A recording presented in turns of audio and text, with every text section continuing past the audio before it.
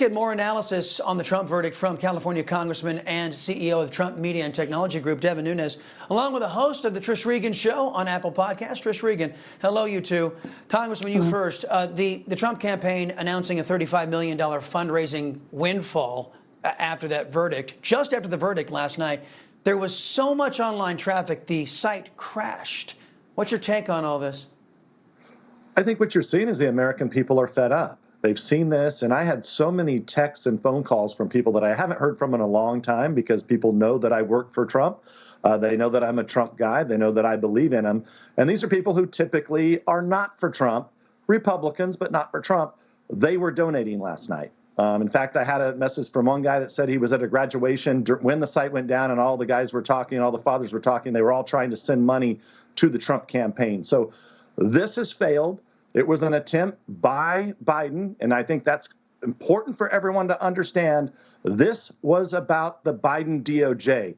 Also, granted, working with Soros, working with these DAs, but there's about 2 to 3 dozen of the people who have orchestrated this nonsense that are causing all of this havoc across the country, where you're seeing the breakdown of the justice system and the collapse of normalcy of what you would have in a democratic republic. So from here, yes, you hear it called a dark day.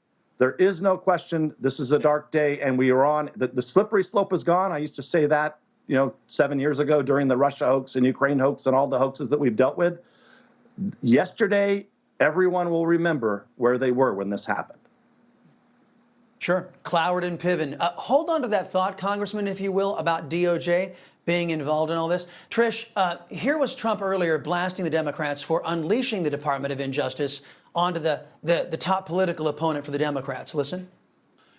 I'm under a gag order, nasty gag order, where I've had to pay thousands of dollars in penalties and fines and was threatened with jail. Think of it. I'm the leading candidate.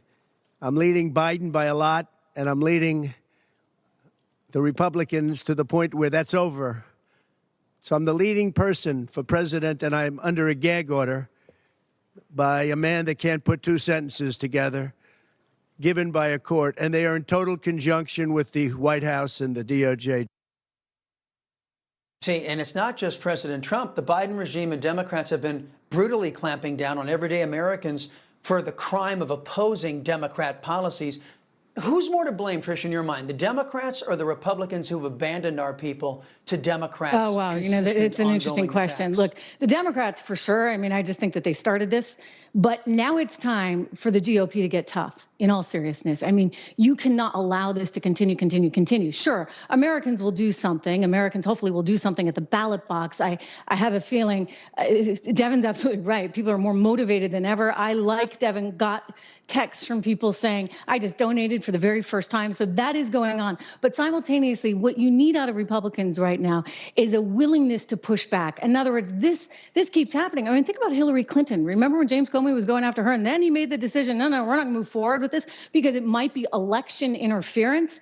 I mean, in other words, there's a totally different standard at play. And Chris, you can't continue to allow that because it's not fair. It's not fair to the system. It's not fair to Donald Trump. But mind you, it would be anyone. I mean, they were going after DeSantis. They were going after Nikki Haley. They will go after anyone they consider to be in their way. Right. Excellent. Precisely. And you know what, Congressman, you were talking about this collusion between the federal government and New York earlier. Here's Fox News anchor Shannon Bream defending the Biden regime, pushing back on Trump attorney Alina Habba as a DOJ official stood behind Alvin Bragg at his press conference yesterday as the Biden campaign scheduled a De Niro press conference right in front of the courthouse after widespread reporting that New York District Attorney Alvin Bragg met with federal law enforcement officials before indicting President Trump on a state charge. Fox News is maintaining that there is no Biden involvement. Watch. This is exactly a Biden show because he's got to distract the American people. Listen, but the Biden administration's not responsible for this trial. how can you say the Biden administration's not responsible for this trial? It's a state trial. It's Alvin Bragg. Whether you think there's a political motive for him, it's not connected to the DOJ. I mean, Shannon, the feds passed on these election charges. Shannon, you should look at how many logs they have of state officials, Letitia James, Fani Willis, visiting the White House, and then tell me that this is not a Biden trial.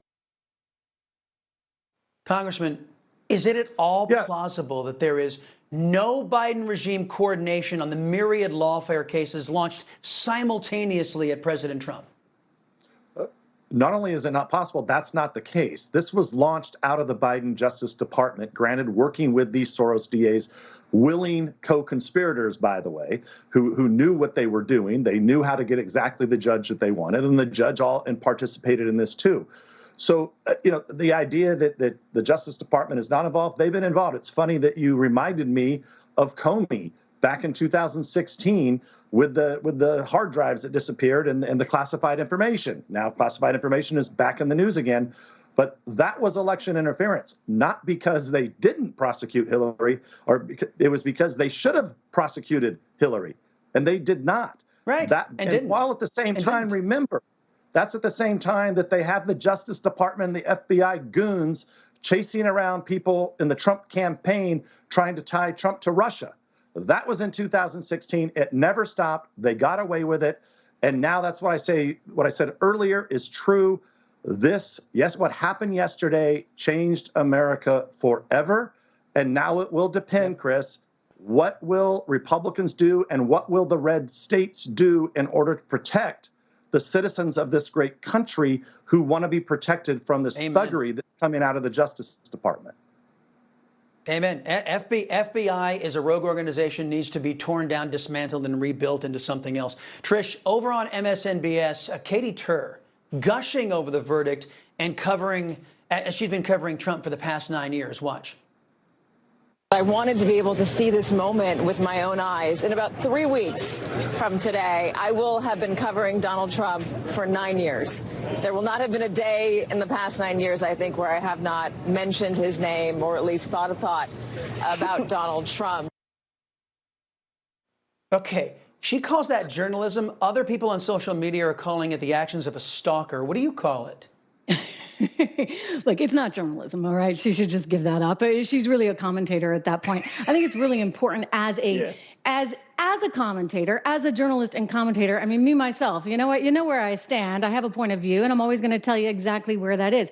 I guess it's admirable in some way that she at least is telling us how she feels. But the problem is, this is the problem, Chris, they are masquerading her as a quote unquote journalist. Well, a real journalist actually doesn't express their personal views. They actually keep that to themselves. Maybe that's a whole other problem, right? Because you know that they're biased and they're pretending they're not.